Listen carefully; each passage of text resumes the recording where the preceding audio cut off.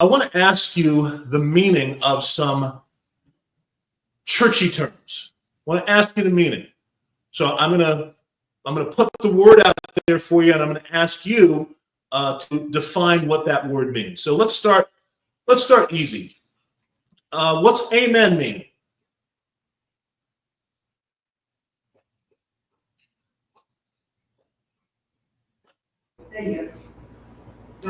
So be it. So be it. Well, thank you, Steve, and thank you, Gene. Thank you a little bit there, Sarah. You other folks were invited into the conversation, so scary start already. How about repent? Turn away from. Okay, turn away from. Other thoughts? Other expanded considerations about that word? Not just turn away from, but turn away to as well. Okay, and thank you for that, Gene. That kind of clarification really helps directionally to understand that the idea is to just shy away from, but then kind of turn from something and turn to something other. I'd use the word paradigm shift to describe it. Okay, and just to make it fresh. From a technical standpoint, I dig it. Part of the reason I would almost avoid a little of that is sometimes the word paradigm is elusive for folks. So, right. Yeah, it's one that's used regularly in our culture today. It's used a lot less in business than it was 10, 15 years ago. But because we use the phrase paradigm shift, doesn't mean we know what a paradigm is that needs to be shifted. Correct. Make sense? Okay. Yeah. So, and you'll see why after we get through these terms, why I'm asking some of the questions and why I backtrack there on the paradigm shift, because it is accurate, but there's a reason why I'm asking about these words. So next word, tithes and offerings. Tithes and offerings. That's two different words. They are. So guess what? How about you abstain for now for answering? Somebody else. Tithes and offerings. Well, tithes is typically 10% of your best, right? Okay. And that's what I look at it. At least 10%. 10%, yes. The best 10%, that's it, yeah. Okay. Offering is above that. Offering is anything you gladly give. Was that Jerry? Say that again? Anything that you gladly give. Anything that you gladly give is what you said. Yeah, and I think that makes sense. Except we should be, if the word tithing is accurate, we should be giving that gladly too. We agree with that. Yeah, we agree with that. Okay. So technically, a tithe and an offering, the American church has understood that to be a tenth. But if you actually read the Bible, it can be a variety of percentages. Sometimes 7%, sometimes other percentages. But what the tithe is typically off the top. It's something that is standard in terms of percentages that you give. For the most part, since we're using tithe in a church sense, that you give to the church. Does that make sense? A percentage right off the top from your gross. Yes. An offering is what happens that is additional to what you tithe, that is not necessarily sacrificial, but it's above and beyond. Yes. All right, and let me land on the final word here, and let's have you weigh in. Disciple, or let's go with disciple. Disciple. Follower of Jesus. Neat. Because that's what came off the top of our head. Yeah. You want that in the verb form or the noun form? How about both? Well, to disciple means you're teaching somebody. Okay. Okay. And then in the noun form, again, a follower. Okay. Anybody want to expand on that sentence? entry from Jerry? Discipline learner. Okay. So differently, think about this. When we do Jesus encounters, one of the things that Diane and I and some of us have modeled for you is asking folks if they're Jesus believers. How is being a Jesus believer different than being a Jesus disciple? Well, believer means you believe in him, but a disciple is somebody who's actively pursuing a relationship, actively pursuing learning, actively doing. Okay. And indeed, when we put it out there, we're sometimes asking folks if I'm going to eliminate Jesus believer and I'm going to define that simply, we're really asking people, is Jesus your Lord, Savior, and Master? Right? Now, inherent in that, or integral to that exchange, what should be the next question, or what should be understood, which is not typical, is, are you a Jesus disciple? So a lot of folks tend to be Jesus believers, but they're not necessarily Jesus disciples. Does that make sense? Do you understand what I mean? Do you disagree? We agree, we understand. Huh? Okay. Or at least the back order, yes. Okay. All right. We need amen for here. That'd be good. It's surprising that this past week I've had a lot of discussions about discipleship. I've had probably 4 or 5 discussions about discipleship this week, and I was looking to go in a different direction if I was going to be honored to talk with you guys this morning, and then I've been awake most of the night with this discipleship discussion, and so I'm going to try to present it to you the way that I felt that it kind of has been presented to me, and then it's going to lead someplace that is very related to where we've been, but I need you to perhaps understand and think through some concepts and perceptions first, okay? So all of you in that room were students in the United States. Am I correct in assuming that?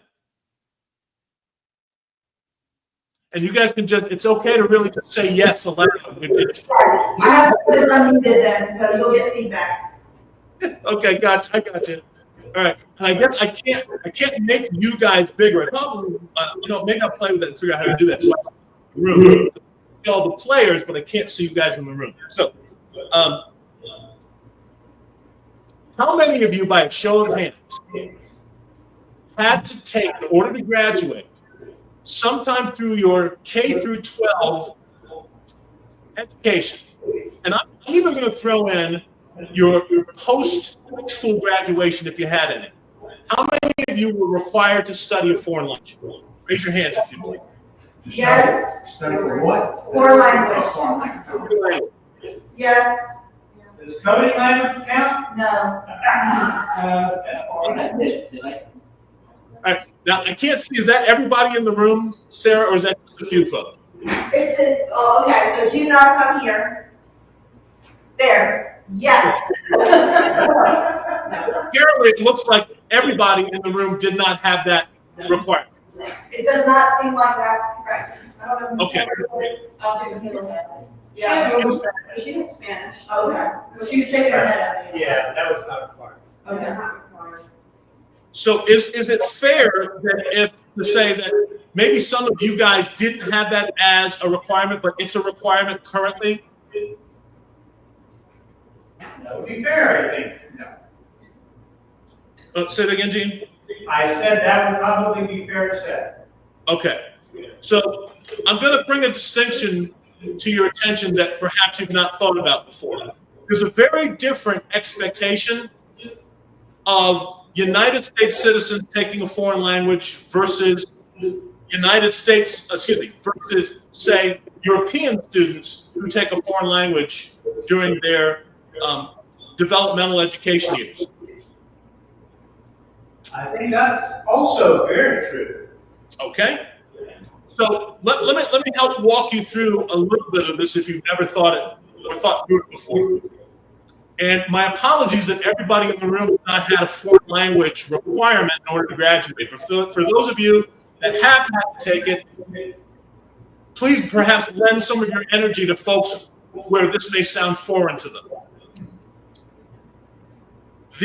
When you take a foreign language in the United States curriculum, the very first thing you're exposed to is vocabulary. You are expected to learn a great deal of vocabulary. You have to memorize it. You have to test out and demonstrate the definition. Does that sound like it's a fair regurgitation for those of you that understand this concept? You got to start with, right? Yep. Yes. Okay. And then after being introduced to the vocabulary, typically you're tested on that vocabulary, and then you are taught to write it by understanding subject and verb agreement, and then how to make the verbs agree with the subject, and then make sentences. So you're kind of diagramming sentences. You're relearning in a foreign language subject predicate or noun, adjectives, adverbs, and verbs, and language goes together. Does that sound familiar? Yes. Yeah, what you're not saying is conjugation. Well, right, and I didn't use that word because if you're unfamiliar with foreign language, it's a meaningless word. But yes, you learn how to conjugate words. If you want it, you get even fancier depending on the language. You learn declensions. Wow. You learn the what? Declensions. Oh, I don't know that word, but okay. Right. So trying to keep it very simple to make the point resonate. And so after you learn vocabulary, and after you learn how to draft and create a sentence, then you're usually taught how to read the foreign language. Does that make sense? Yes. You're given literature. So if you've had Spanish, you're given Don Quixote or Las Novelas Ejemplares. Or if you're taking Latin, you're given Cicero, or you're given Julius Caesar. If you're taking French, you're given Moliere, or you're given some of the great playwrights in French. Yeah. Right, Le Petit Prince, exactly. Yep. Right, so you're taught how to read it. And then finally, there may be an emphasis or an expectation that you learn what? Conversation. How to speak it. Now, for those of you who've taken, I'm going to assume that those of you in the room who've taken foreign language before, if it was required for you to graduate, you must have passed it. Yes. So, how well are you able to converse in the foreign language that you received grades in that were passing? Very, very, very little. I recognize some words when I'm reading, and I hear a word or two here. I recognize them, but to try to have a conversation with somebody, no, I wouldn't be. Okay, thanks for that, Sherry. I very much appreciate that. And that's been my experience, if not as a student in the school system, watching my kids and other kids go through the current American curriculum. I've only ever used French once outside of school with a conversation, and it was right after school, so it was still fresh in my mind, but don't ask me to do it now. Right. So, I didn't pass any course. what's the point in taking a foreign language, sometimes up to 6 years, if you can't use it and you can't speak it?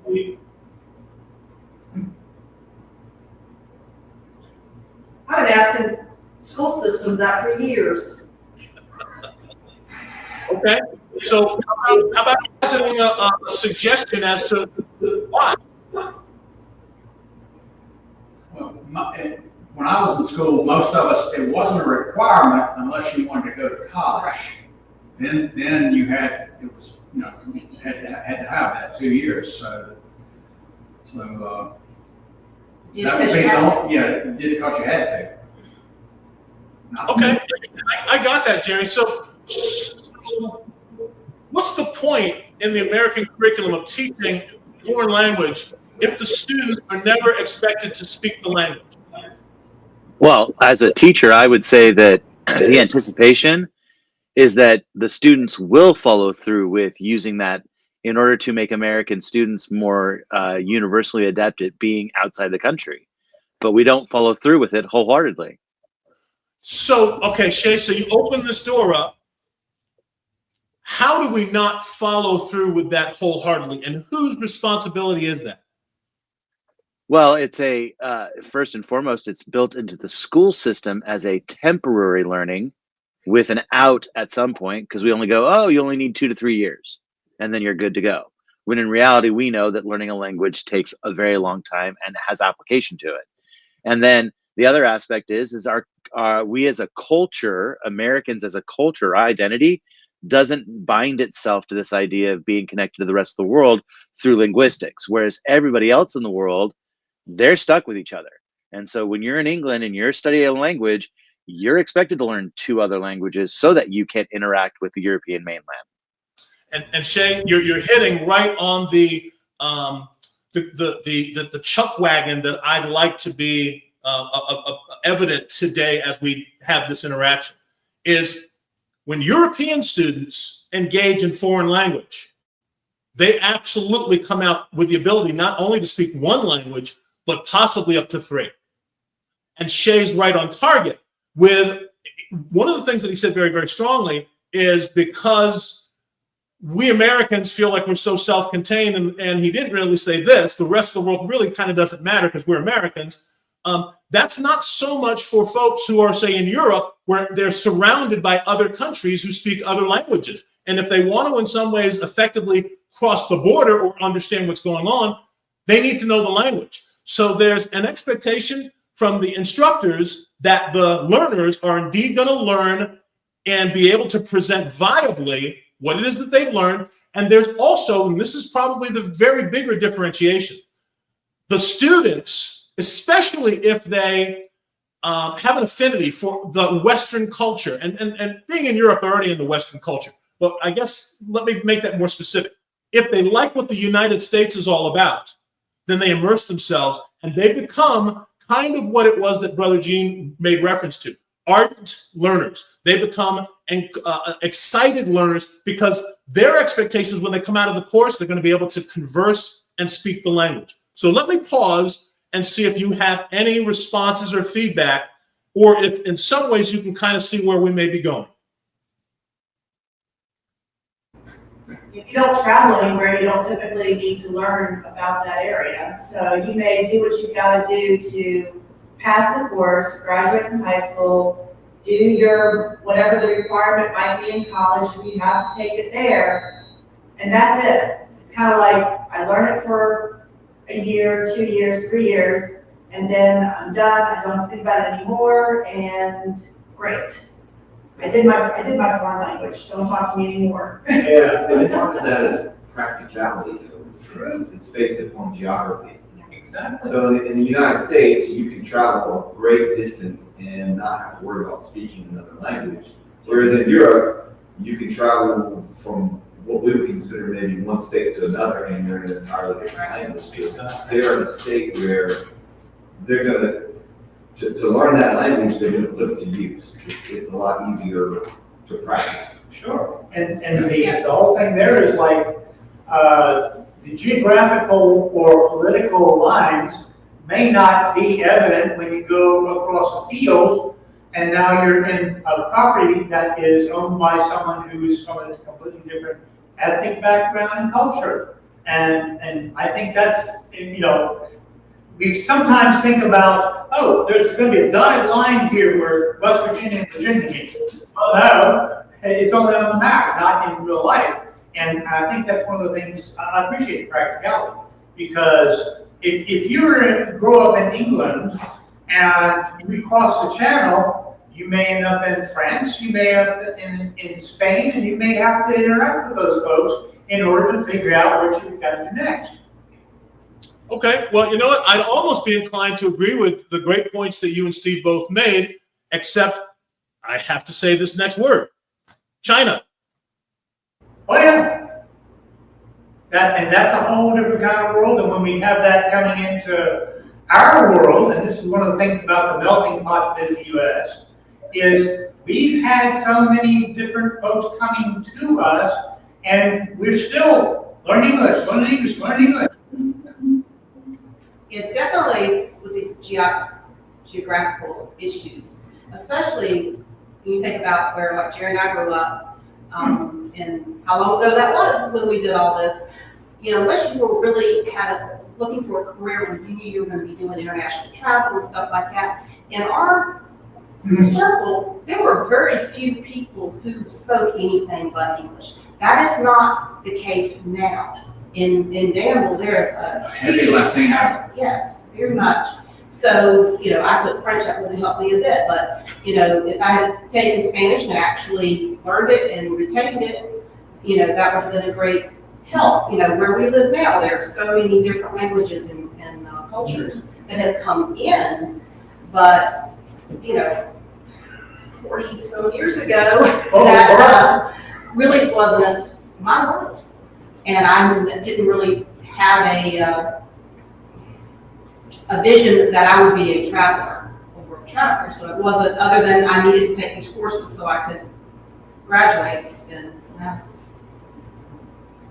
You know, I like very much what you're saying, Sherry, because you're doing a wonderful job building the debating platform that says, well, unless it's of import to me personally, it may not be important at all. Is that fair? Is that fair to say?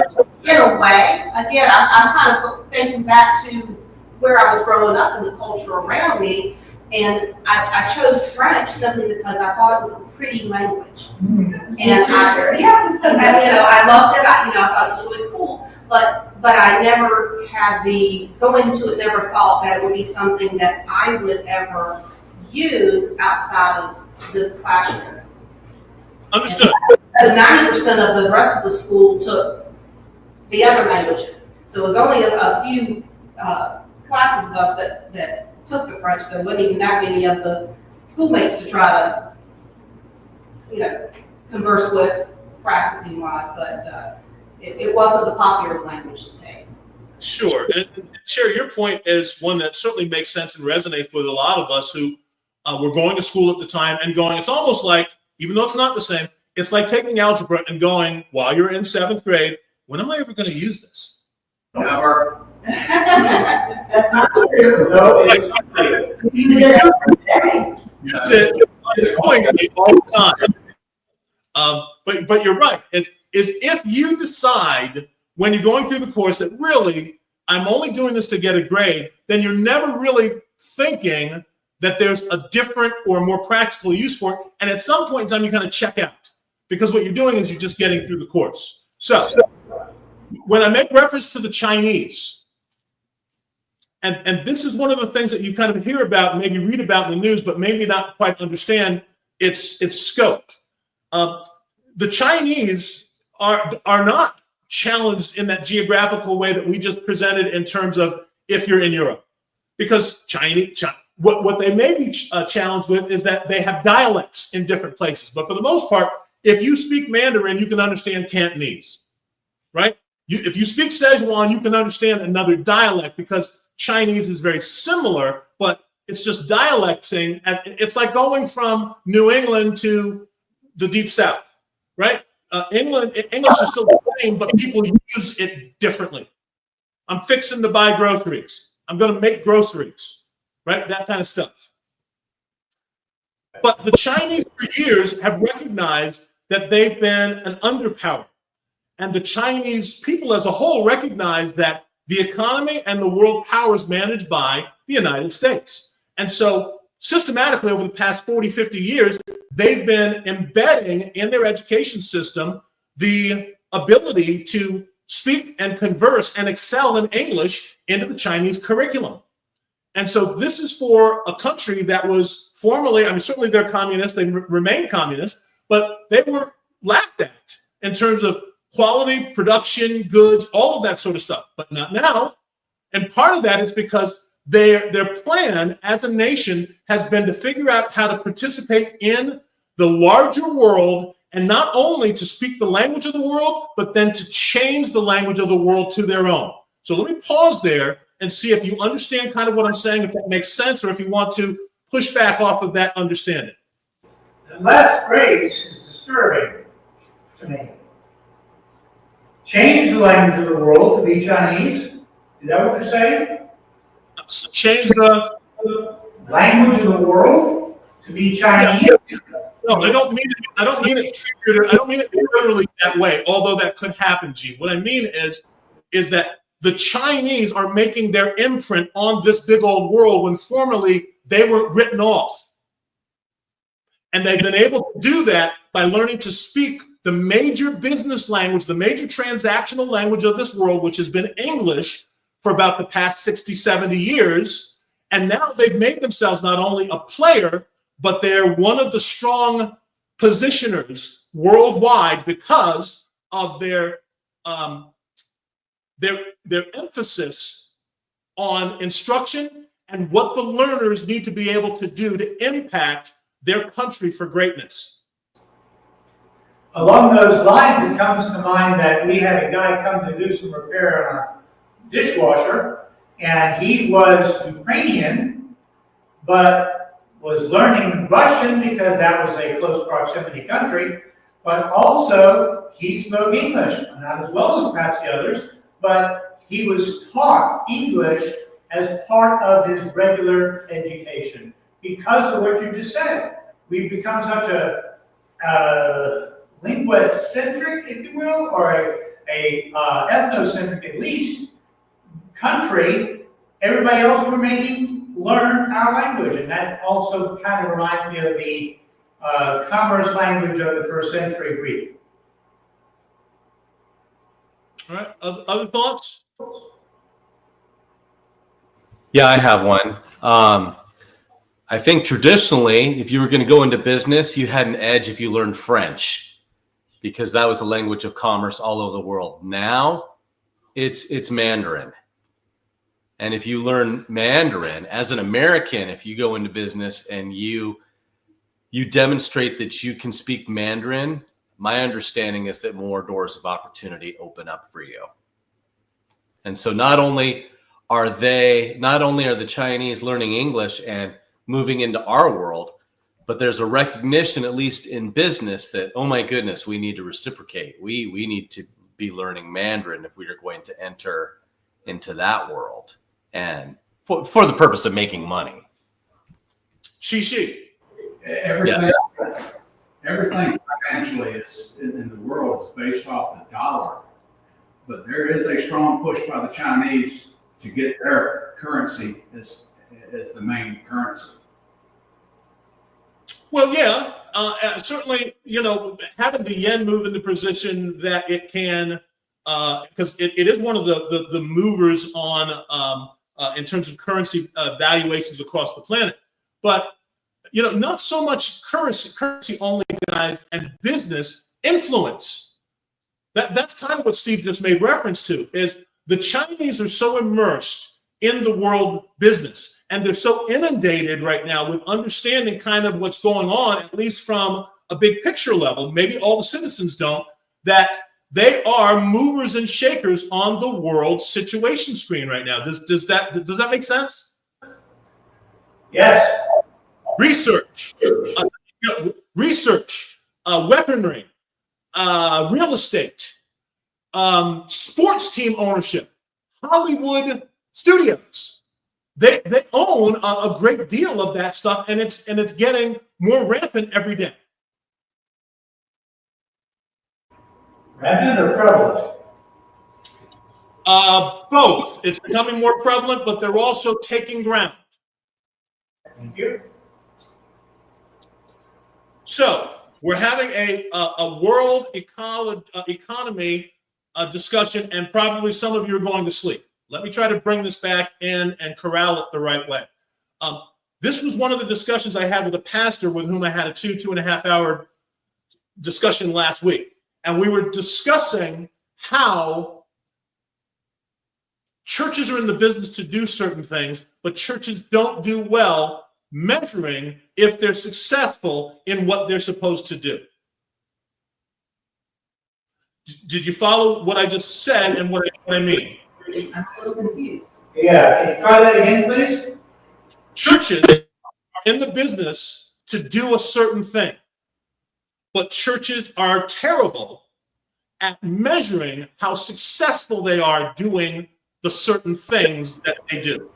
Okay, Yes. I misunderstood your word. I thought you said mentoring, you said measuring. Yeah. My apologies. Measuring.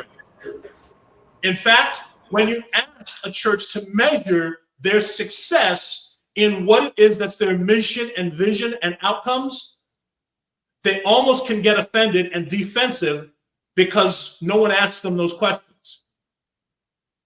This brings to mind two things, and this may or may not be what you're going for, but number one, the book of Numbers is measurement.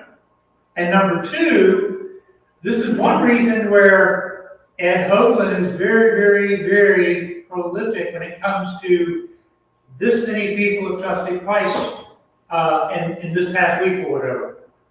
So there's a measurement that we really need to perhaps be better.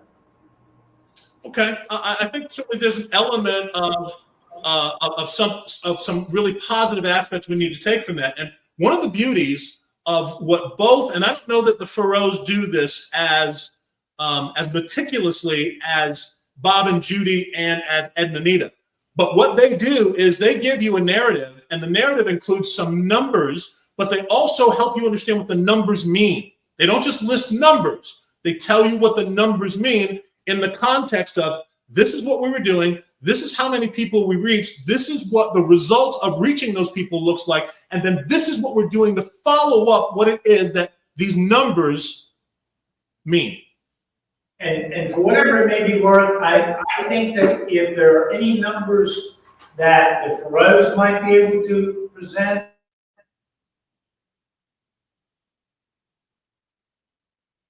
there's such a great divide between the Jewish and the Gentile that it takes a long time to get them around. Sure. I would also posit that the missionaries that we've continued to support are those that present the results in a way that help us to want to support their ongoing endeavors, as opposed to went to a meeting of Cambodians this week, saw a lot of happy faces, fed a lot of people, and gave out a lot of Bibles. Now, that may sound pretty hokey and pretty corny. I've actually seen some through certain mission boards that are something like that. Now, that doesn't mean, I've got Steve on board right now, that doesn't mean that's necessarily a bad thing, except that can't be the only thing. Right? Because missionaries are in a certain business and churches are in a certain business as well. So let me pause there. I think Steve had something about somebody else.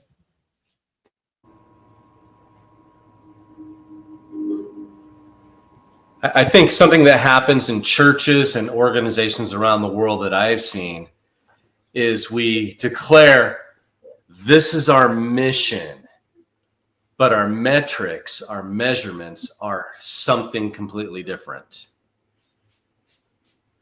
And then we meet those metrics and we say, see, we're successful. But it's totally contrary to, I mean, most churches, most missions agency will say they're about the Great Commission, but their metrics are more about meeting budgets, butts in the seats, and everything else.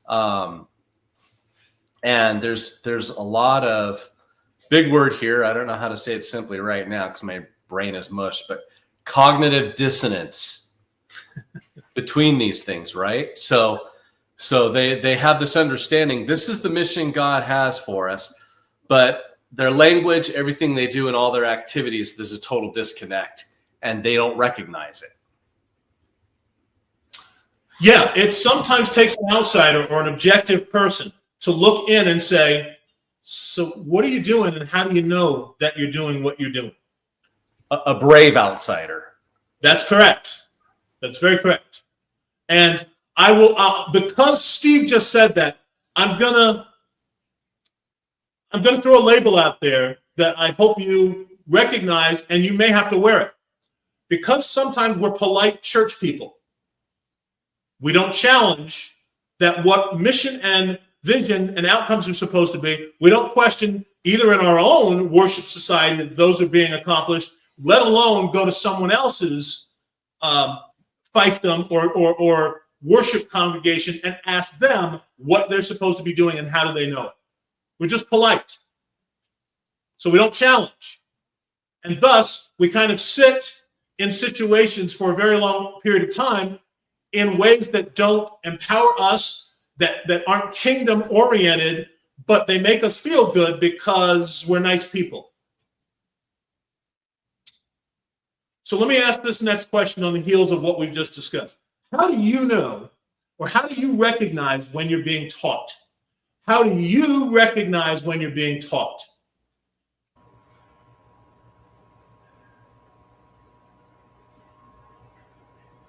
Either you're learning something new or you're learning how to apply something, or both. Either you're learning something new or you're learning how to apply something, or both. I want you to keep that in mind, because I'm going to show you that you all, if you all are agreeing with Sarah, you're not telling the truth. So I want you to think about what she just said, and if you're agreeing with that, that's very true. But I'm going to challenge that you may not be as honest as you think. How about others? How do you recognize when you're being taught?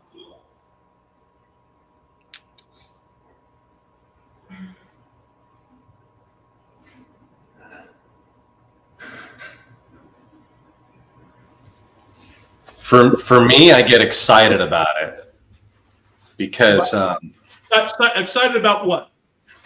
well, you said how do you recognize you're being taught, right? That was your question. Yep. Yeah.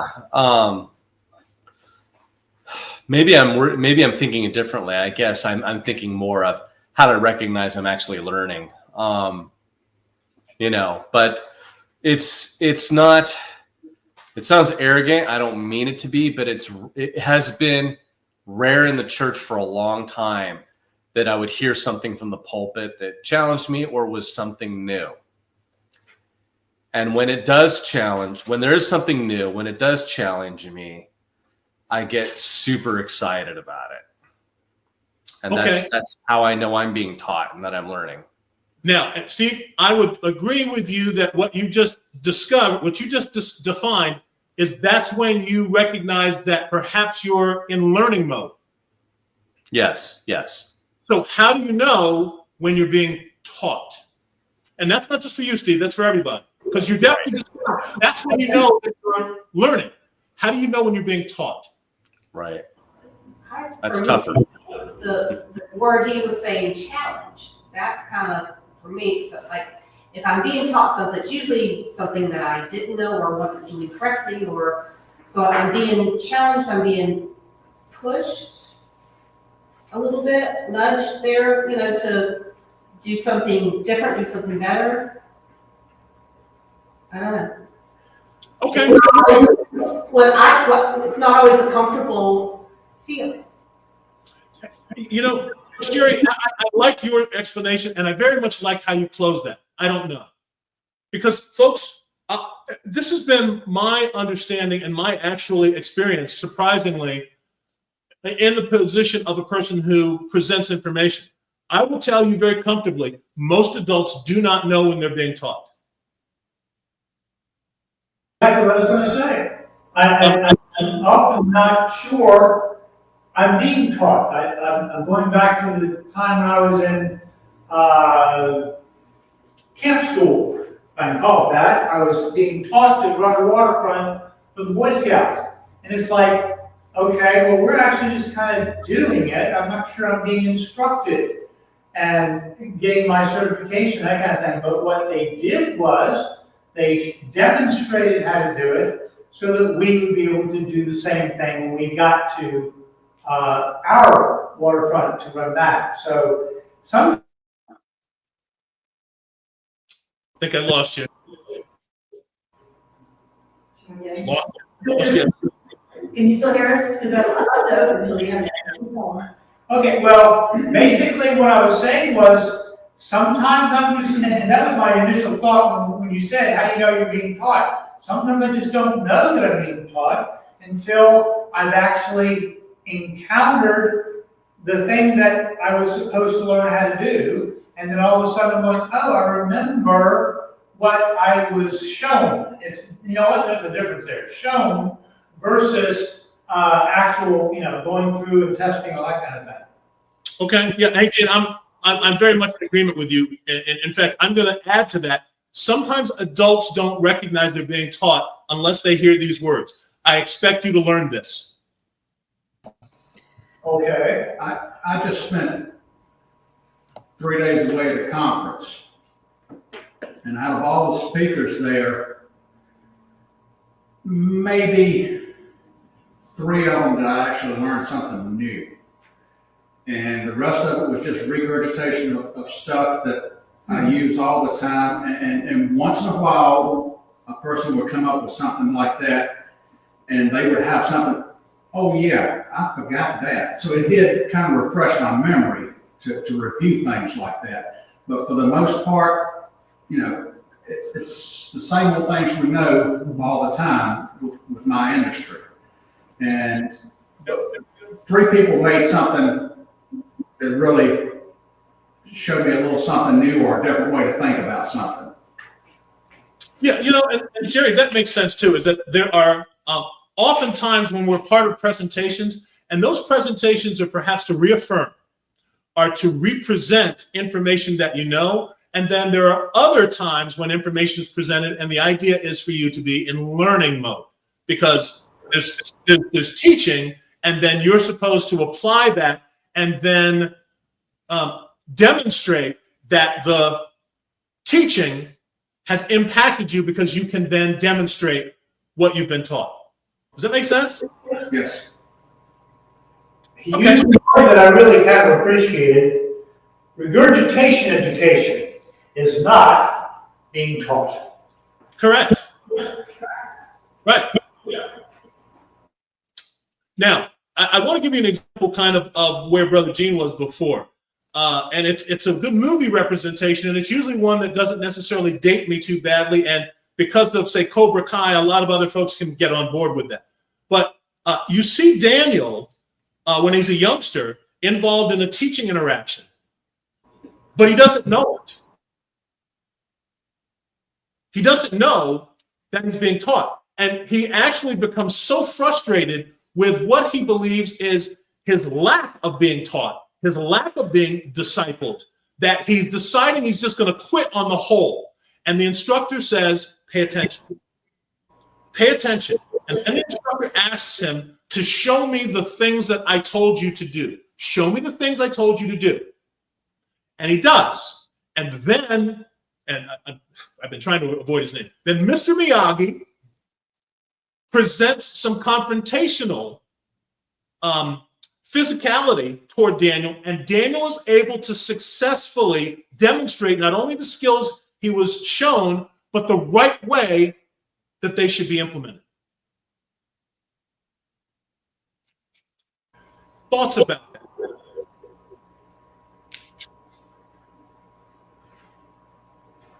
That's hysterical, actually. And when you see the remake with Jackie Chan as Mr. Han, there's a whole different attitude that Dre has, because he is like, I get it, I should have been more respectful, hang up my coat. And he's like, okay, I got it, I'm done. And then all of a sudden he begins to realize that there's a muscle instruction that he wasn't even really realizing he was getting. Correct. And guys, I would challenge you that kids are much better at recognizing that they're being taught, because they, differently than adults, want to demonstrate that what they've been taught they can own. Let me give you a silly example for that. This happens very regularly in sports. If you go and you teach your kid to throw and catch a ball, whether it's a football or whether it's a baseball, typically they evolve to the point where they want to be able to demonstrate that skill with other peers. And then the peers perhaps introduce them to a more challenging arena in which they can then demonstrate further ownership and maturity in those development. Does that make sense for those of you who have participated in sports, who have kids who participated in sports? Yes. Sometimes adults get to a certain point where they crest out and their attitude is, I'm grown, I already know that, I don't need to learn anymore. And maybe sometimes you can add this. Who are you to try to teach me something?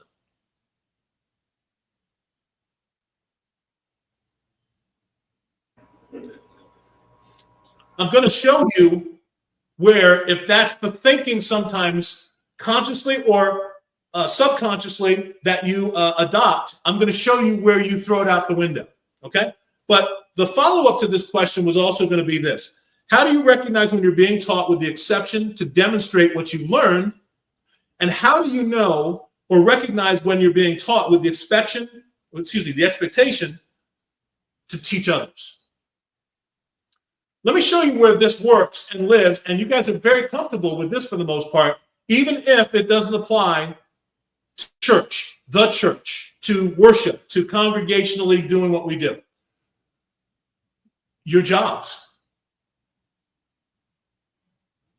When you go to work, whether it's Aldi or whether it's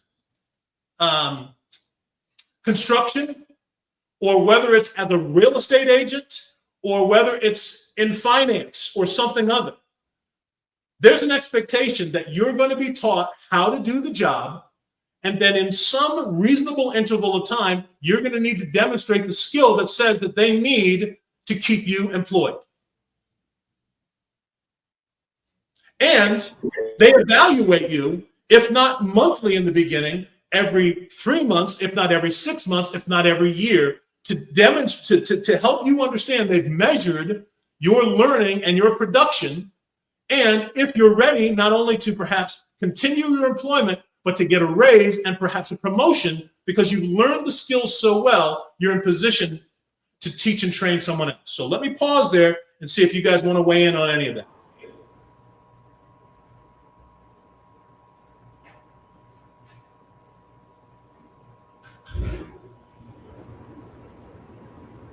All right, so everybody's in agreement that works perfect? Makes sense? Oh, perfect, but it happens.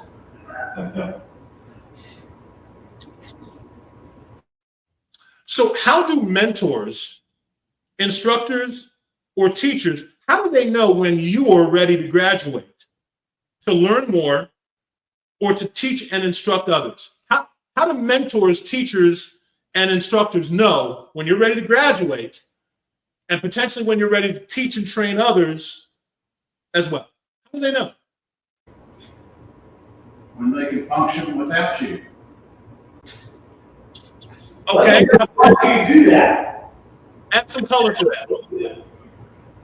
When you can watch them actually do what you've taught them to do without having to say a word or anything, they got it. Okay, so are they ready to graduate, and or are they ready to graduate and teach others?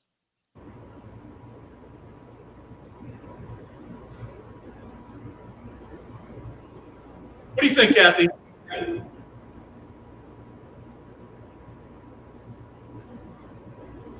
If they've got a good grasp of the material, yes, they would be qualified to teach others. How does the instructor know?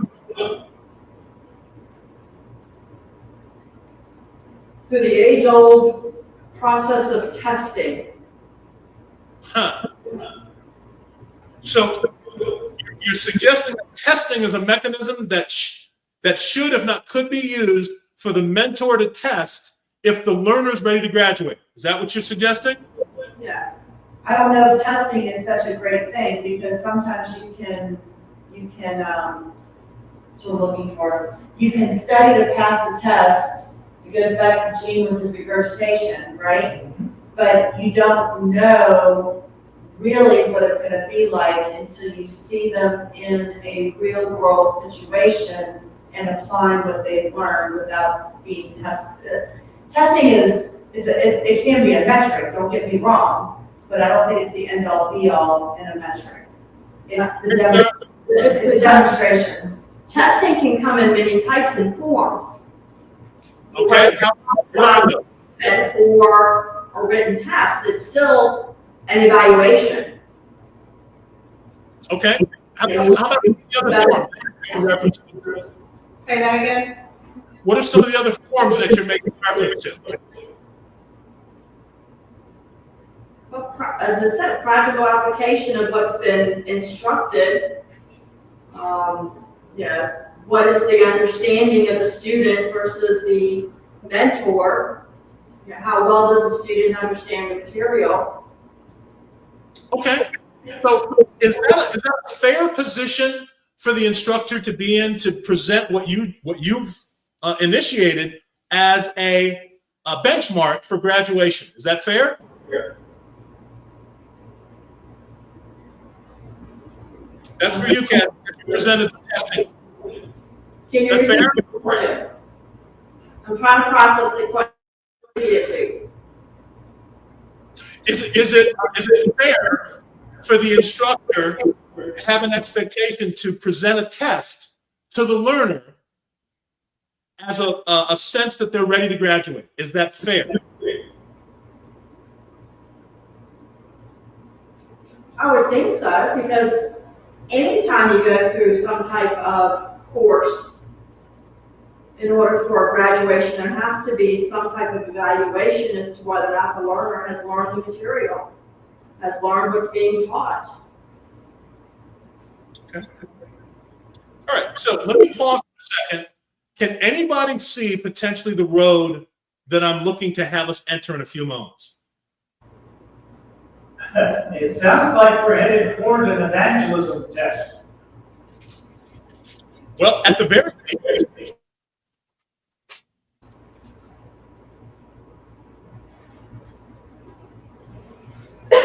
I want to make an observation that I think will apply to where you're headed next also. Shay can correct me if I'm wrong. He might resonate with it too strongly. An educator can have these indicators for success and standards for graduation and teach to those and be moving students toward that. And then those that don't meet those standards should be, held back or not graduate or whatever. But then the institution comes in because there are tax dollars connected to students graduating or whatever, and your teaching efforts are totally undermined and undercut, and your standards don't matter anymore. And then boom, they're pushed forward anyway. Okay. Yep. I think this also applies with where you're about to head.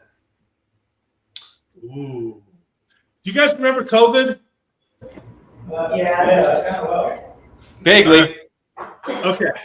So let me remind you something that occurred during COVID. It may not have affected us, but it may be something you remember because it certainly was reported on locally, and this happened across the country. Because COVID created such fear, the students weren't able to continue to get the traditional education, and I won't use the big word to describe how that used to happen in the United States, but they weren't able to get it.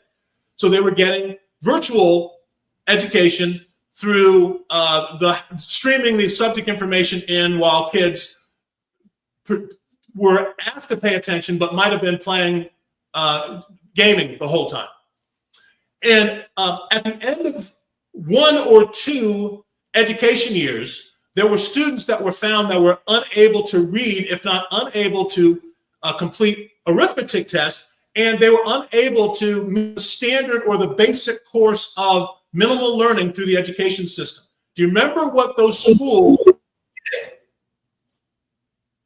Say that one more time. Remember what the schools did? Yeah, do you remember the kids were unable to pass basic math, pass basic reading, and for the most part didn't pass the basic education requirements to typically graduate. Do you remember how those schools responded to those students? Pass them anyway. Ellen said that here, that pass them anyway. Well, they did. Because they blamed it on the structure that they had, basically, almost. That they said, well, it was a whole different learning way of learning.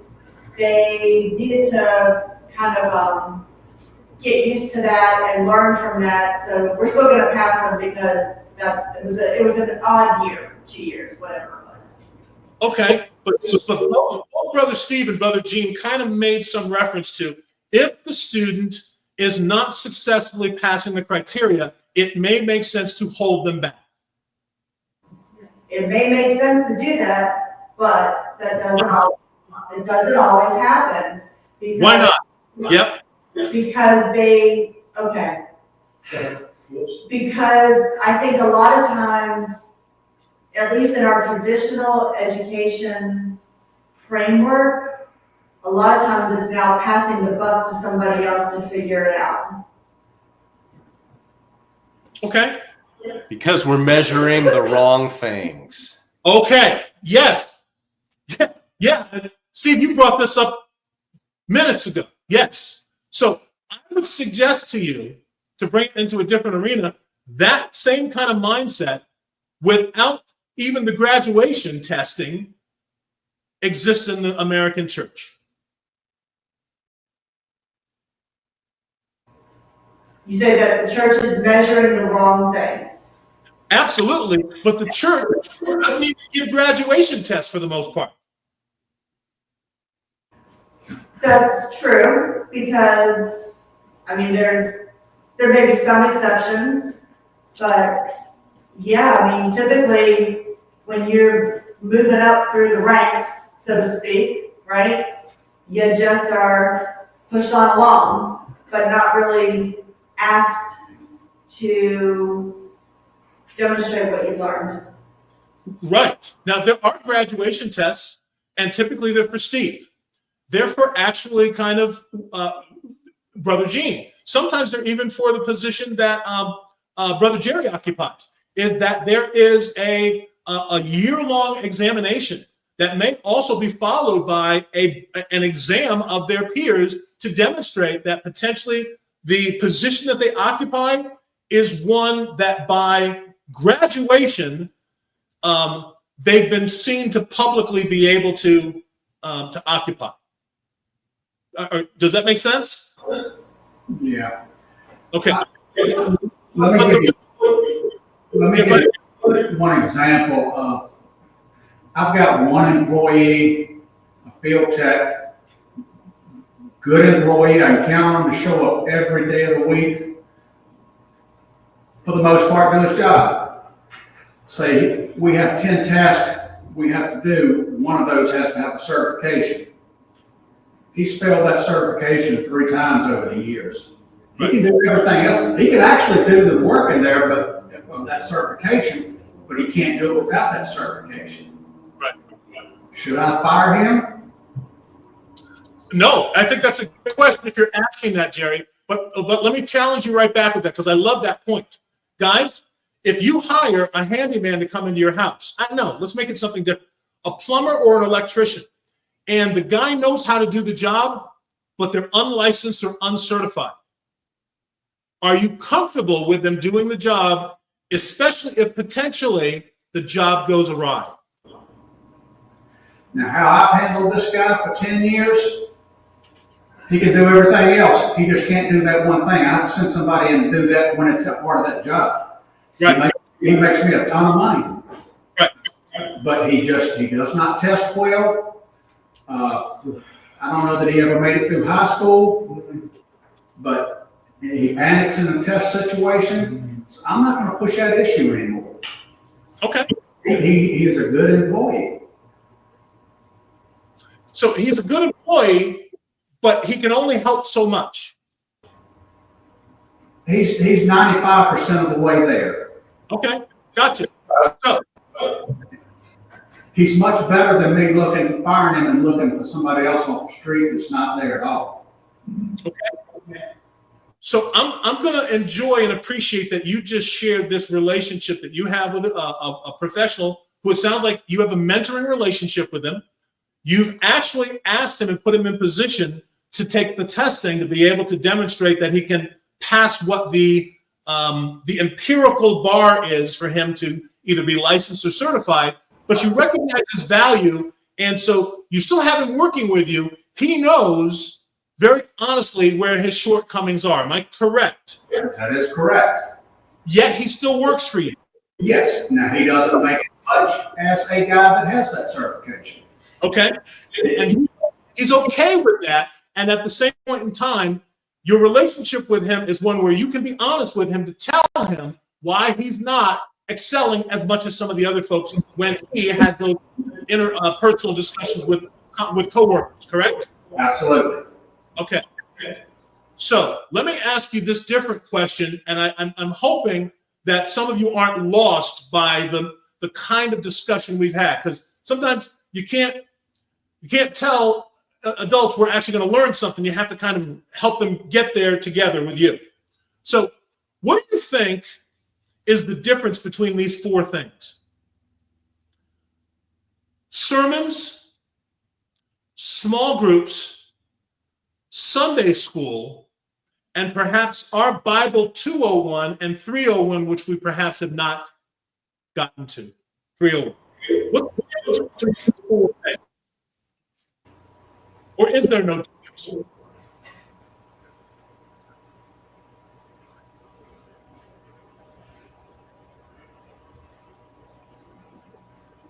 Could you repeat, especially the first thing, because you kind of like came in and out? And I didn't. Yep. Sermons, small groups, Sunday school, and what we do, which some churches kind of play around with, Bible 201, Bible 301.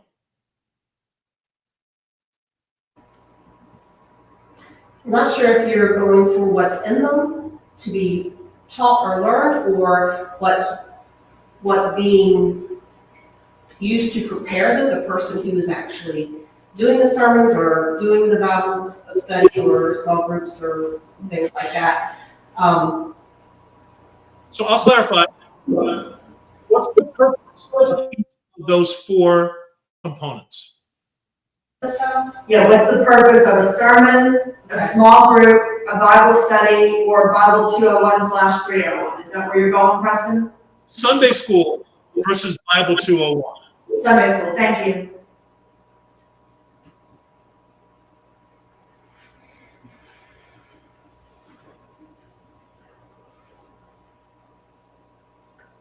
To me, I would say when you go for sermon and Sunday school, it's kind of similar because the audience is wider.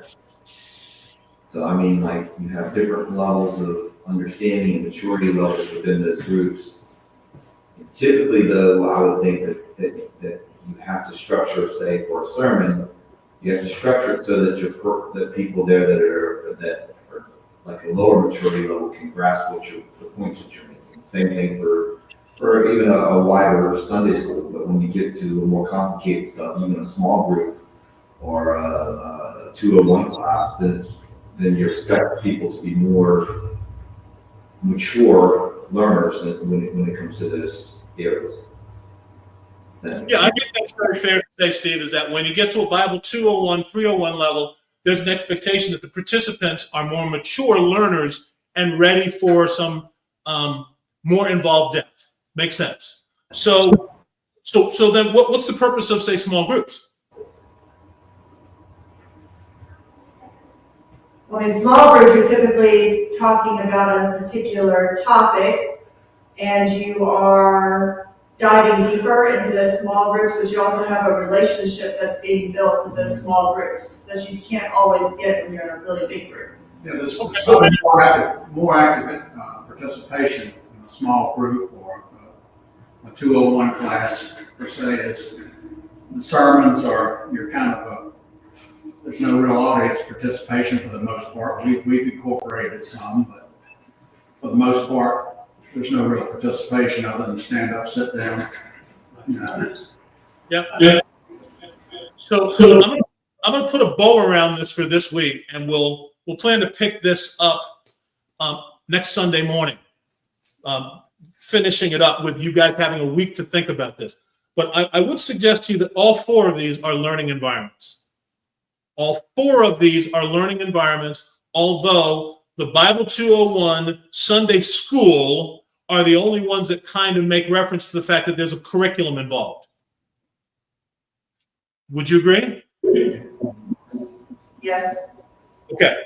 I would also suggest to you very much the sermons, their impetus or their foundation is a lot of teaching the what of Scripture, teaching the what of Scripture. Because what that does is it takes into account that the audience has a variety of listeners. Some are going to be kind of like Jerry and Jerry's tried and true, mature, experienced professionals. They're going to be hearing things that they've heard over and over again, but may need to be able to hear and experience in a different way.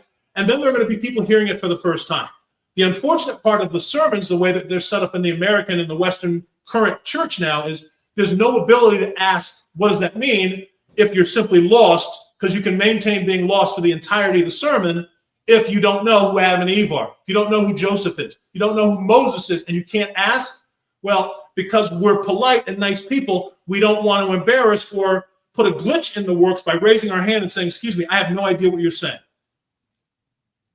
But the sermon is a teaching opportunity that does and focuses a lot on the what. The small groups are an opportunity to take some of the what and begin practicing it with a sense of who.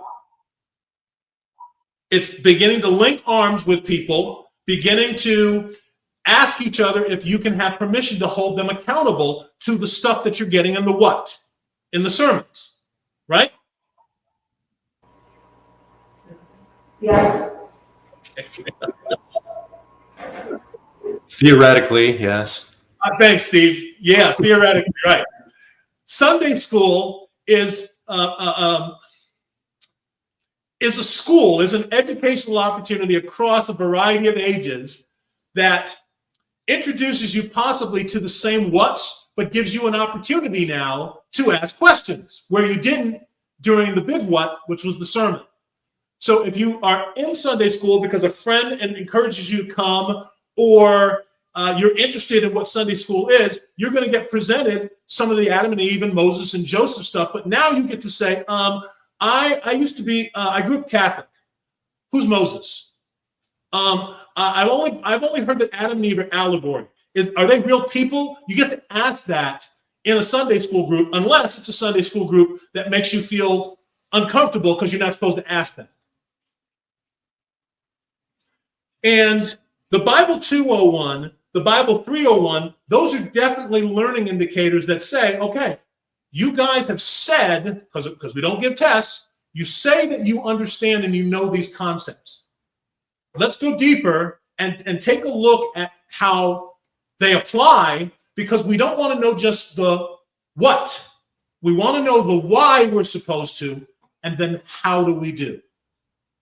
And so all four of those are teaching mechanisms that potentially can have participants that are disciples. But the only way sometimes the instructors, the mentors, the teachers know that folks are ready for something else is when they start demonstrating or owning, if not components of the what, they understand the why and then begin to ask the how questions. How do I do this? So let me pause there, because I'm gonna put a break on this for this week, but we'll pick it up next week. And I would hope you wouldn't just forget the ground we've covered this week, so that we can dive into this again and maybe have you participate more, and then we can kind of tie this up where I think it needs to go. So your thoughts, your comments, your pushback. Can I suggest that we rename our sermon time the Big What?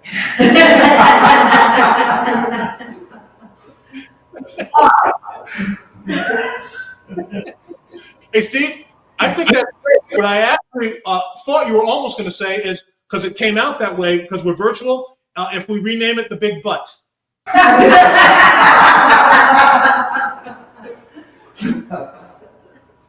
We might have more people that were ardent learners if we renamed sermons the Big Butt. Now I've got a song in my head. So thanks a lot. People would show up thinking it was going to be Sir Mix-a-Lot who's going to come and do a whole rap presentation. Other thoughts?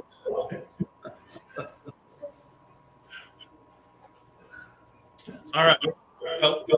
I'm going to put a bow on this week. We're going to have different expectations of you next week. Because, folks, what we've just kind of tried to go through is discipleship. And discipleship from the angle of the mentor, the instructor, the teacher, from the positioning of who the learner is supposed to be, what the learner should get out of it, what their rationale is to be through the learning, what that the learner should be in a position to recognize, even if somebody doesn't title something in their worship organization, this is a learning time. These are 4 areas where learning should happen. And if the whole goal of our learning is for us to be active, Great Commission participants, then in some ways we should have explained the what well enough for you to be asking yourself, well, why should I do it? And then how do I do it? And if you're not asking those questions, then perhaps you're not on or in position to be a quality learner.